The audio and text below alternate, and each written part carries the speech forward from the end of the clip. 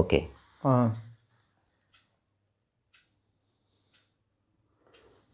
ఏదో చెప్తున్నారు. నేనేం చెప్తున్నానంటే ఈ 5 ఎలిమెంట్స్ ఏవైతే ఉన్నాయో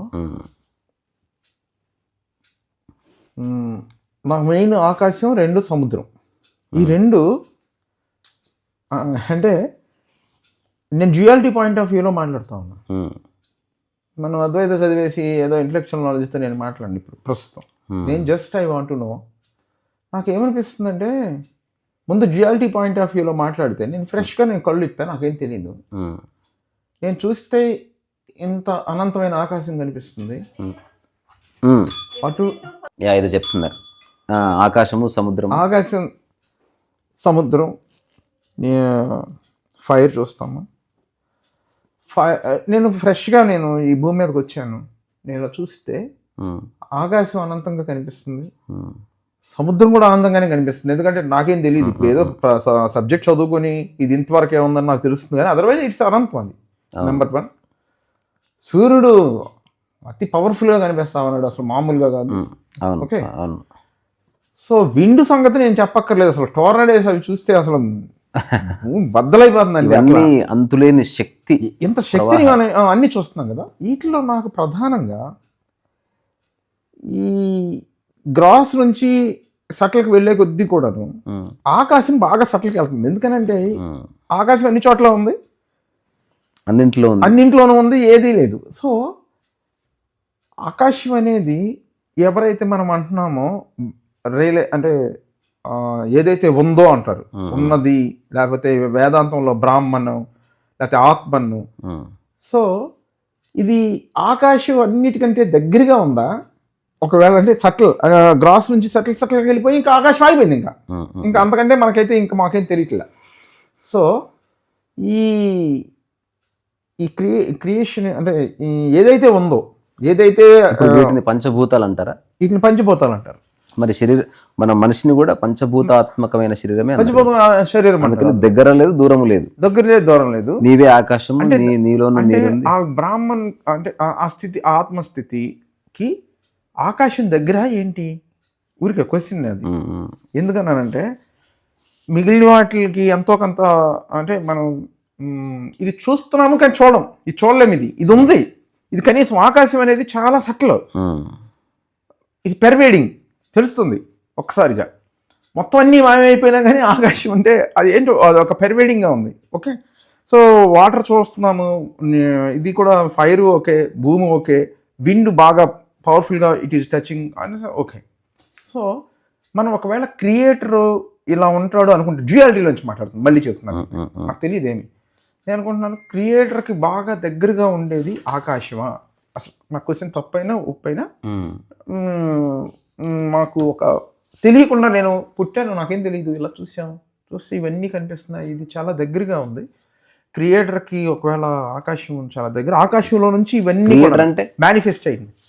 మీరు క్రియేటర్ మళ్ళీ అక్కడ మళ్ళీ అది ఎలా అంటున్నానంటే చూడండి, ఇక్కడ కూడా ఒక్కటి, ఒకవేళ క్రియేటర్ ని తీసుకుంటే కాంటెక్స్ట్ అంతా వేరు, కాంటెక్స్ట్ వేరు ఉంటుంది. క్రియేషన్ క్రియేటెడ్ అంటే the grass grows by itself అన్నట్టు, ఇది ఒక సెల్ఫ్ సస్టైన్డ్, సెల్ఫ్ మేనిఫెస్టెడ్.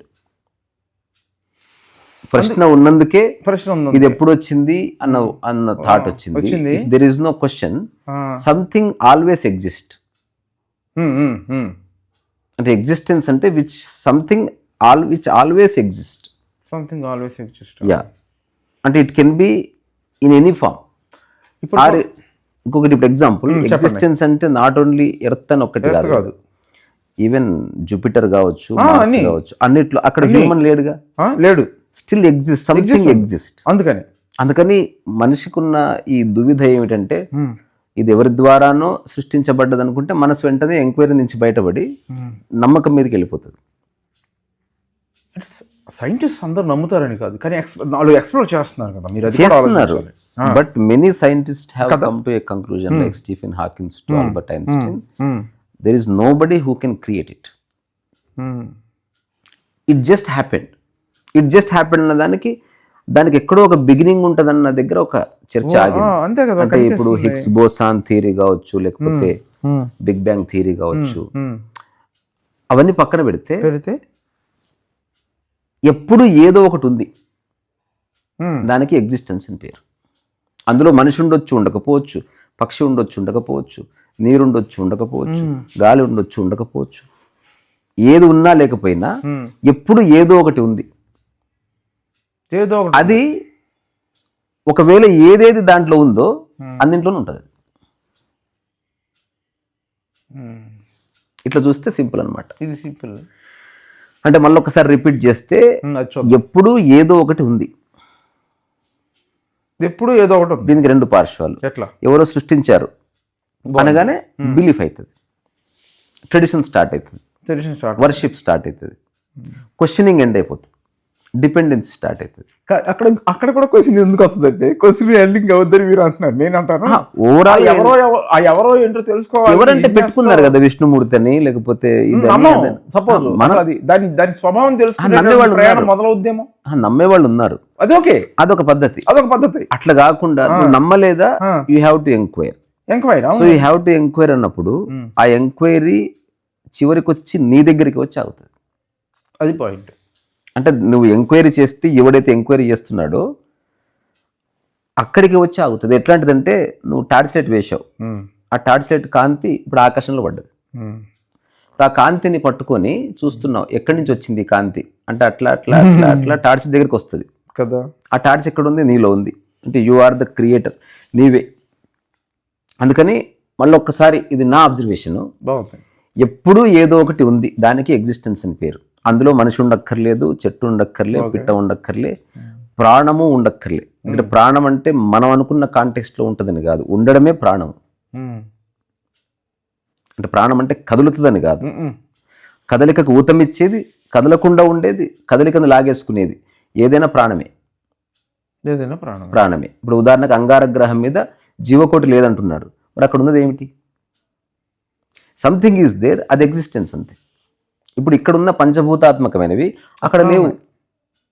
పంచభూతాత్మకమైనవి అక్కడ లేవు. ఉదాహరణకు వాటర్ ఉంది, వాటర్ లేదు అక్కడ. వాటర్ లేదు.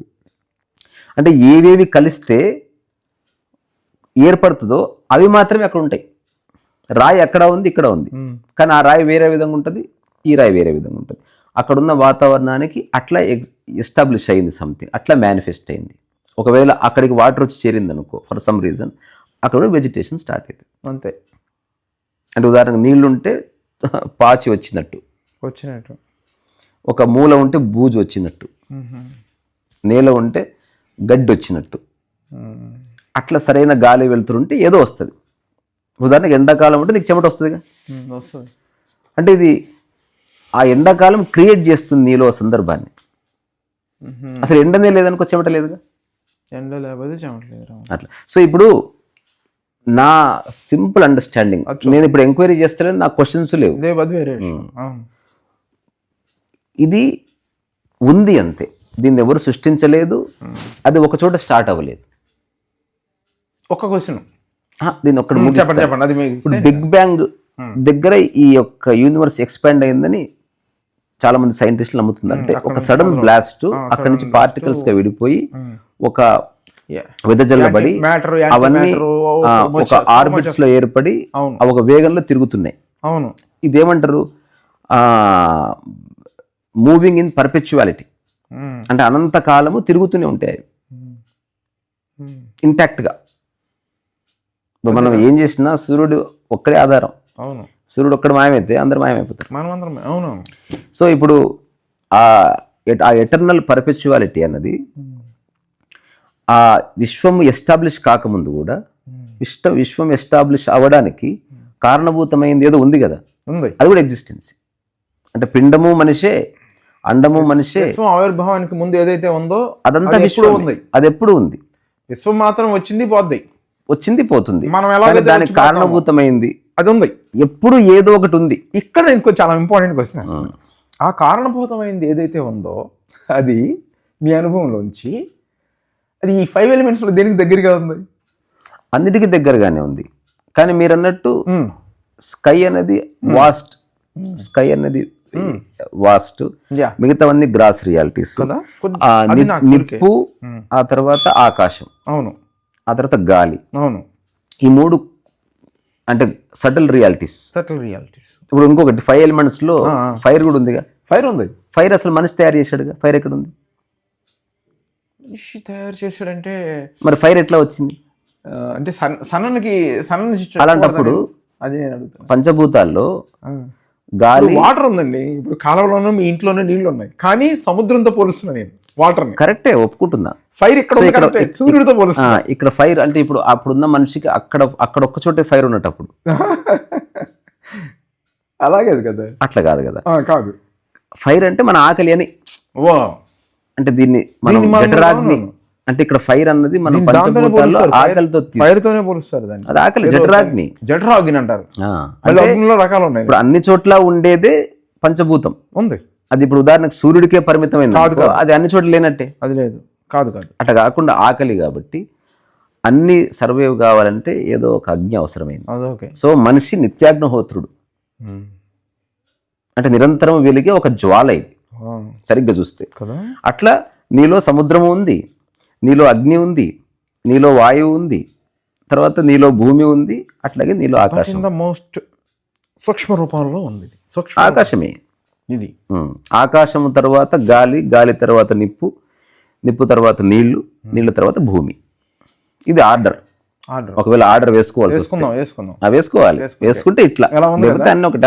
ఫస్ట్ ఆకాశము, ఆ తర్వాత గాలి, ఆ తర్వాత అంటే రెండు ఇన్విజిబుల్. ఆకాశం అన్నది invisible and you cannot feel it. గాలి invisible but you can feel it. మంట visible but you cannot touch it. So అందుకనే విశ్వ ఆవిర్భావానికి ముందు ఏదైతే ఉందో ఆ ఉన్నది ఈ ఏదైతే స్పేస్ ఉందో స్పేస్కి మీ అనుభవంలో నుంచి చూస్తే అది కొద్దిగా దగ్గరగా ఉన్నట్టు అంటే అని అనుకోవచ్చు అనేది కంపారిటివ్లీ విత్ అదర్ ఎలిమెంట్స్. ఎందుకంటే విత్ అదర్ ఎలిమెంట్స్ కొద్దిగా గ్రాస్ ఉంది. అంటే ఇదర్ కంటికన్నా చూపించడానికి లేకపోతే అదే అంటున్నా కదా. ఇప్పుడు 5 ఒకటి కంటికి కనబడదు, యూ కెనాట్ ఫీల్, అది ఆకాశం. అది కదా. అది దగ్గరగా ఉందా మీ అంటే అనుభవం? అన్ని దగ్గరగానే ఉన్నాయి. అది కూడా అన్ని మీలోనే ఉన్నాయి. ఇంకా దగ్గర దూరం ఎక్కడిది?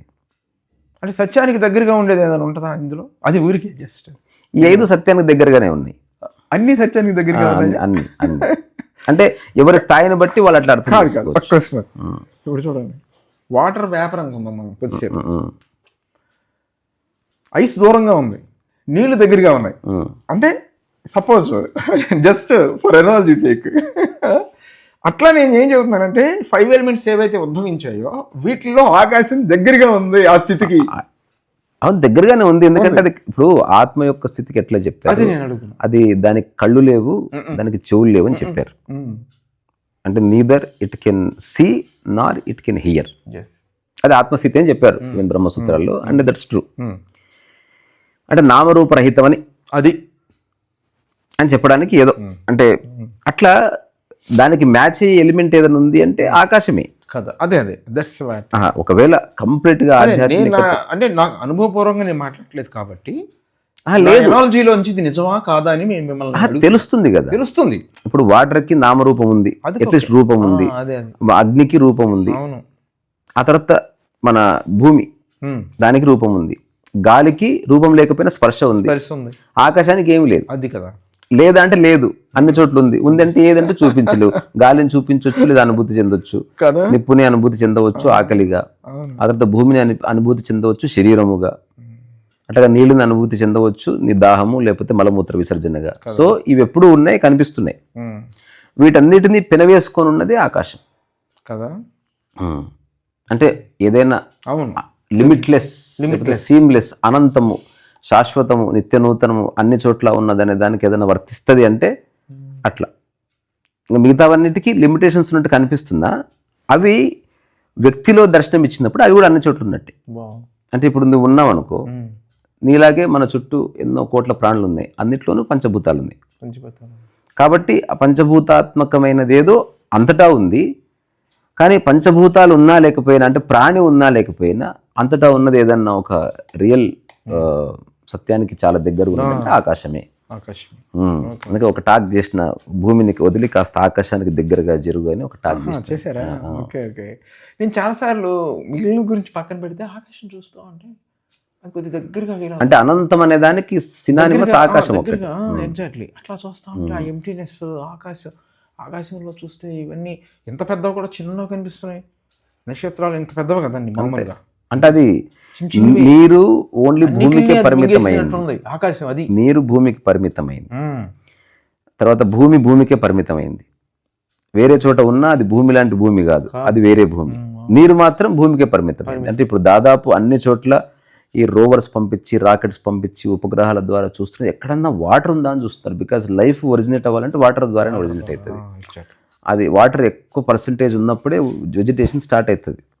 ఇప్పుడు చెట్లు, చేమలు అందరు మనం బతకాలంటే గాలి ముఖ్యమే, బట్ దాంట్లో జీవము కానీ, ఒక రంగు కానీ, ఒక కాంతి కానీ నీళ్ళ వల్లే వస్తుంది. గాలి వల్ల ఏమి రాదు. గాలి నిన్ను బతికిస్తుంది అంతవరకు, it just makes you alive. కానీ నిన్ను అందంగా మార్చేది, నిన్ను రిజ్యుమినేట్ చేసేది, నిన్ను ఎప్పుడు ఫ్రెష్గా మార్చేది వాటర్, వెదర్ ఫ్రమ్ ఇన్సైడ్ కావచ్చు, అవుట్ సైడ్ కావచ్చు. అందుకని భూమి అన్ని చోట్ల ఉన్న ఈ భూమి లాంటిది కాదు. ఎందుకంటే ఆ భూమి అంగార గ్రహం మీద ఉన్న భూమి జీవానికి ఆధారము కాదు, అందుకని అది భూమి కిందికి రాదు, అది రాయి అనుకో. రెండవది, ఇక్కడ వాటర్ ఉంది, వేరే గ్రహాల్లో వాటర్ లేదు. అంటే అర్థమైంది, లిమిటేషన్ ఉంది వీటి. గాలి అన్ని చోట లేదు, లిమిటేషన్ ఉంది. ఆకలి అన్ని చోట లేదు, అంటే అగ్ని అన్ని చోట లేదు, లిమిటేషన్ ఉంది. ఒకవేళ సూర్యుడు అనుకుంటే ఇక్కడ లిమిటేషన్ ఉన్నట్టే, కానీ సూర్యుడు అనుకోవడానికి లేదు. నిరంతరం మనలో ఆకలి అవుతుంది, ఇదే జఠరాగ్ని, ఇదే అగ్ని కింద తీసుకోవాలి. మనం తీసుకుంటేనే పంచభూతాలు ఉన్నది, పంచభూతాత్మకమైన శరీరం అన్నది అప్పుడే మనకి వర్తిస్తుంది. నువ్వు సూర్యుడిని అగ్నిగా తీసుకుంటే మనలో అగ్ని ఎక్కడిది, అంటే బీడి తాగాలి ఇంక రోజు. అందుకని ఆ కాంటెక్స్ట్ తీసుకుంటే ఓన్లీ స్పేస్ అంటే ఆకాశం మాత్రమే అంతటా విస్తరించింది. అందుకే ఇప్పుడు రాముల వారికి బ్లూ కలర్ వేసిన, కృష్ణ పరమాత్మకి బ్లూ కలర్ వేసిన, దానికి ఏకైక కారణం ఆకాశం అంతా విశాలమైన వాళ్ళని చెప్పడానికి. సింబాలిక్ అది. అంటే ఎందుకు ఇప్పుడు ఎన్టీఆర్ కి మొత్తం బ్లూ కలర్ వేస్తారు బాడీ కంటే, ఇట్ ఇంప్లైస్ స్కై అన్నట్టు బేసికల్ గా. హీ ఈజ్ స్కై అని చెప్పడానికి అదొక సింబాలిక్. అంటే ముఖం బ్లూ వేసి, బాడీ బ్లూ వేసి, ఛాతీ బ్లూ వేసి అవసరం లేదు కదా. అందరు మనుషులు బాగానే ఉంటే ఈయన బ్లూగా ఉన్నారు. అంతే తర్వాత అంటే అతను ఆకాశం, ఈ అవతార సినిమాలో కూడా అందరికి బ్లూ వేసారు. అంటే ఆకాశం, ద స్కై పీపుల్, అది సింబాలిక్. అది సింబాలిక్. అందుకే ఫిలాసఫీ కూడా ఒక రంగు అంటూ ఉంటుంది, బ్లూనే అయి ఉంటుంది అని నేను బ్లూ బుక్ లో రాశాను. బ్లూ బుక్ బ్లూ ఎందుకు పెట్టాను దానికి కారణం అది. అంటే ఇప్పుడు మీరు చెప్తున్నది ఇప్పుడు చర్చిస్తున్నది కాదు, దీని గురించి కొంత అంటే కన్స్ట్రక్టివ్ గా ఇప్పుడు చెప్పొచ్చు. అవును, మీరు అడుగుతున్నారు కాబట్టి. అదర్వైజ్ ఓ చిన్న నిర్ణయం అయింది అన్నట్టు. ఓకే, అందుకే ఇప్పుడు నెక్స్ట్ మన టాక్స్ ని ప్రింట్ చేస్తే దాని పేరు స్పీకింగ్ టు ద స్కై అనే పెట్టింది. అట్లా నేను ఇక్కడికి వచ్చిన తర్వాత ఫస్ట్ పాడిన పాట ఆకాశం అనంతం అనే పాడాను. ఆకాశము అనంతం, అది ఎక్కడ అంతటా ఉన్నది. అంటే ఆధ్యాత్మికతకు సంబంధించిన అన్ని వ్యాఖ్యలకు సూట్ అయ్యే ఎలిమెంట్ ఏదైనా ఉందంటే ఆకాశమే. మిగతా అంత సెట్ కావు కదా. అన్ని సత్యానికి దగ్గర దారే, కానీ ఆకాశము సత్యానికి అది ప్రతీక. అది ఎప్పుడూ ఉంటుంది, అన్ని చోట్ల ఉంటుంది, శూన్యంలోనూ ఉంటుంది, గ్రహాల్లో ఉంటుంది, గ్రహాంతర భాగంలోనూ ఉంటుంది, గ్రహానికి ఆవల ఉంటుంది, పాలపుంతలోనూ ఉంది, పాలపుంత బయట ఉంది. తర్వాత భూమి మీద అంటే ఇక్కడి నుంచి మనిషి చూసి కనుక్కున్న అసంఖ్యాకమైన కొన్ని కోట్ల గ్యాలక్సీల్లోనూ ఉన్నది ఆకాశమే. అట్లా. సో ఈ ఆకాశము అన్నిటినీ అకామిడేట్ చేస్తుంది, అకామిడేట్ చేస్తుంది. అదొక పెద్ద హోటల్, సత్రం అన్నట్టు. దాంట్లో అన్ని ఉన్నాయి, ఒక టౌన్షిప్ లాంటిది. అందులో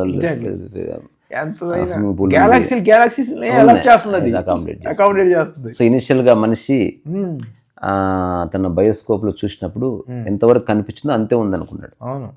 తర్వాత ఇది బయోస్కోప్ ని అప్గ్రేడ్ చేస్తున్న కొద్దీ అది రివీల్ అవుతూ వస్తుంది. ఇప్పుడు ఎంత అడ్వాన్స్ టెక్నాలజీ బయోస్కోప్లు ఉన్నాయంటే, binoculars, he can look at the sky and he can look at the sun, and ఆ సన్ నుంచి బయటికి పొంగుతున్న ప్లాస్మాని చూడొచ్చు. అంటే టెక్నాలజీ డెవలప్ అక్కడికి పోలేడు, బట్ అతనుకున్న మేధస్సును ఉపయోగించి అట్లీస్ట్ చూడగలుగుతున్నాడు. And beyond the sun he doesn't know what it is. రీసెంట్గా ఒక రోవర్ని ఆకాశంలో పంపించి, చాలా దూరం పంపించి, they invested crores of rupees, millions of dollars. Finally it just went in to the sky. అక్కడ ఆగి ఒకసారి ఫోటో తీసింది అది.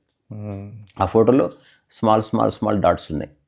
And scientist went to the American president, okay జెస్చర్గా దాన్ని చూపించారు. Could you please guess what it is? The president might have said stars. Stars. ఈ ఫోటోగ్రాఫ్లో 76,000 డాట్స్ ఉన్నాయి, if at all you count. And these are 76,000 galaxies. And మన camera ఒక దగ్గర నుంచి చూస్తే కనిపించింది అది.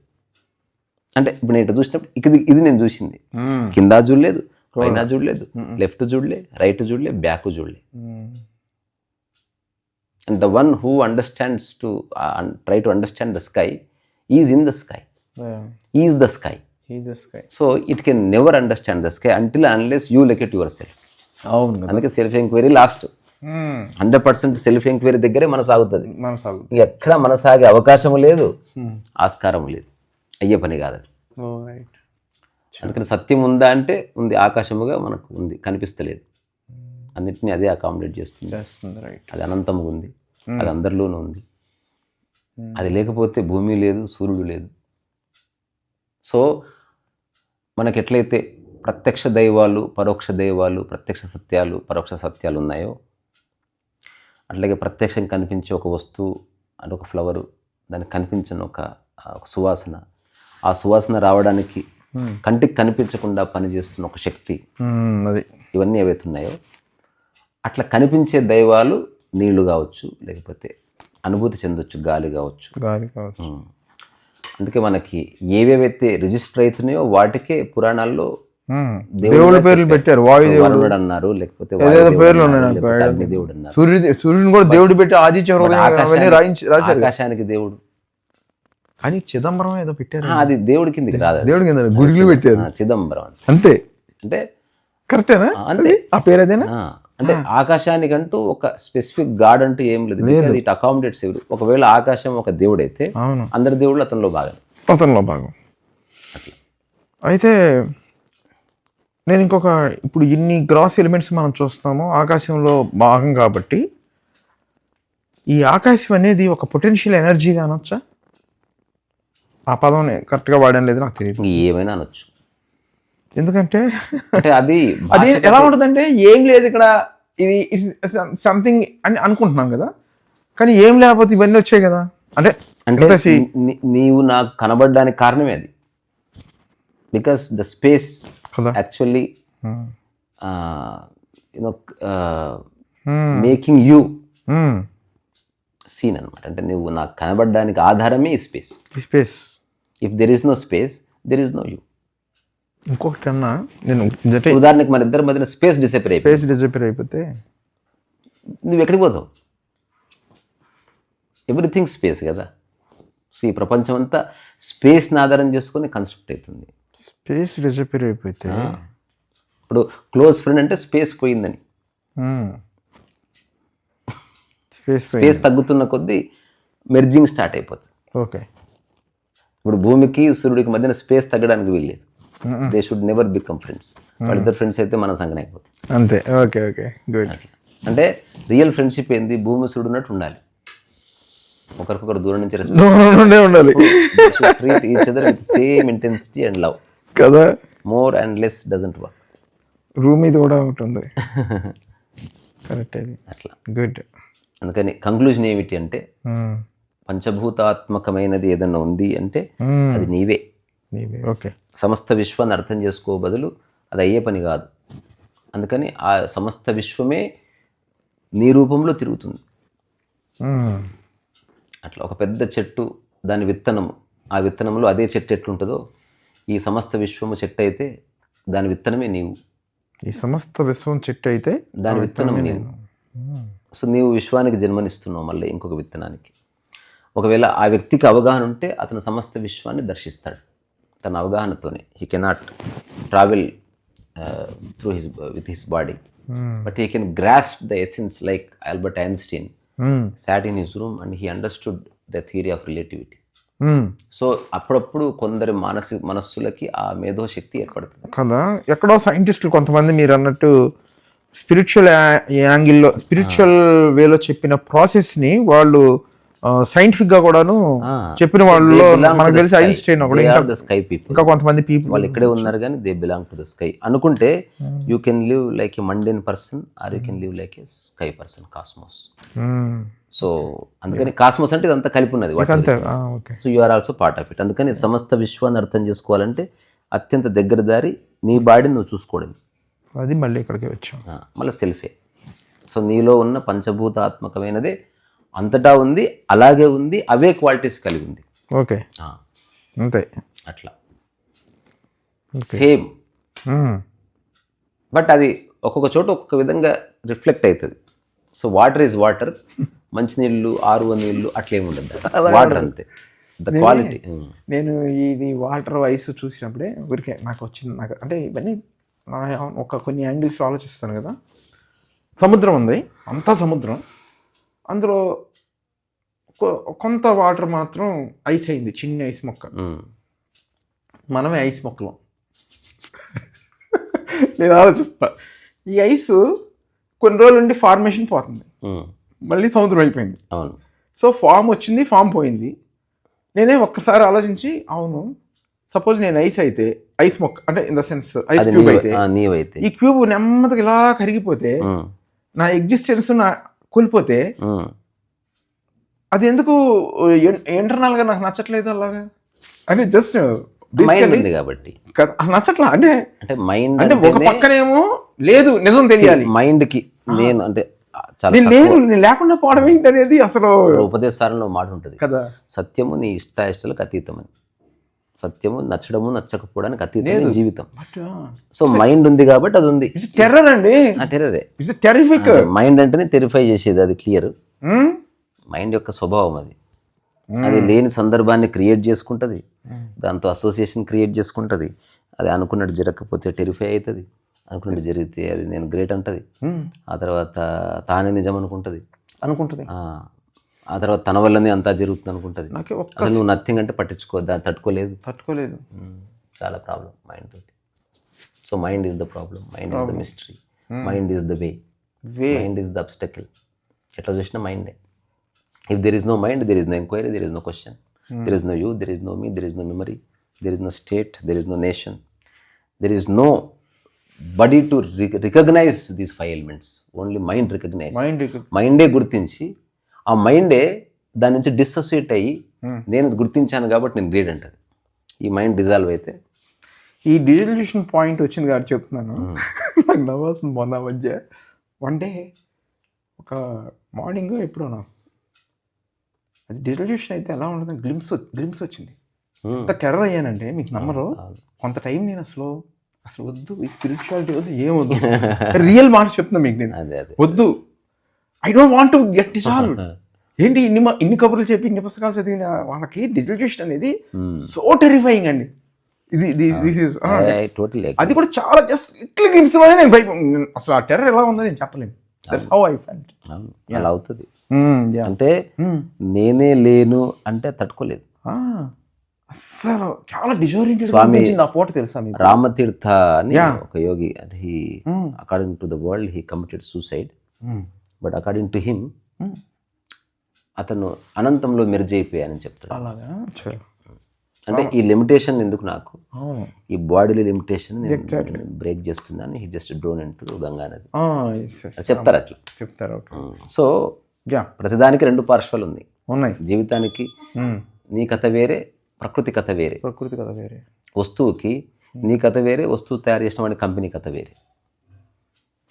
నేను ఇంకోటి కూడా పనిలో పని మనం అయిపోతుంది. బాడీ ఎట్లాగైతే బాడీ ఫార్మేషన్ అయిందో, అది దానికి డిజల్యూషన్ ఎలాగైతే ఉందో, ఈ మైండ్ ఏదైతే ఫార్మేషన్ అయిందో దీనికి డిజల్యూషన్ ప్రాసెస్ నడుస్తుంది. ఎప్పుడైతే ఆ డిజల్యూషన్ అయిందో దాన్నే మన so called enlightenment what ever మనం అంటాం. Death of the ego, death of the mind అంటాము. సో దీన్ని చాలా జాగ్రత్తగా ఎలాగైతే బాడీ పుట్టి నెమ్మదిగా ఒక స్టేజ్ వచ్చిన తర్వాత డిజల్యూషన్ అయిపోతుందో, మైండ్ కూడా ఒకవేళ రీఇన్కార్నేషన్ థియరీ నమ్మినా నమ్మకపోయినా, సపోజ్ నమ్మినా అదే మైండ్ డిజాల్వ్ అవ్వాలి, నమ్మకపోయినా అదే మైండ్ డిజాల్వ్ అవ్వాల్సిందే. సో ఐ ఫీల్ ఎగ్జిస్టెన్స్ స్లోగా ఏదైతే ఫామ్ తయారు చేసిందో ఆ ఫామ్ డిజల్యూషన్ వైపు నడిపిస్తున్నట్టుగా నాకు అంటే ఐ ఫీల్ ఇట్. కరెక్టే. అంటే అండర్స్టాండింగ్ అనేది ఎందుకు అంటే అది అసలు వదలట్లా. డిజల్యూషన్ ప్రాసెస్ వైపు నేను బాగా అబ్జర్వేషన్ చేసి చెబుతున్నా. అది ఎట్లా తయారైందంటే ఎగ్జిస్టెన్స్ చంపడమే దాని పనిలాగా ఉంది. అంటే ఐఎమ్ జస్ట్ థింకింగ్ స్లోగా ఎలాగైతే బాడీ ఏజ్ వచ్చి చనిపోతుందో మైండ్ స్లోగా అబ్జర్వ్ చేసేస్తుంది. అవును, చేసి వన్ డే డిసపియర్ అయిపోతుంది అని నాకు అనిపిస్తుంది. అర్థమే. అవును, అవును, అంతే. ఓకే. సో అది మనం ఆకాశంతో అంటే మనం అలా మొదలు అంటే ఇది ఒక టూ ఫిలాసాఫికల్ అండ్ అబ్స్ట్రాక్ట్.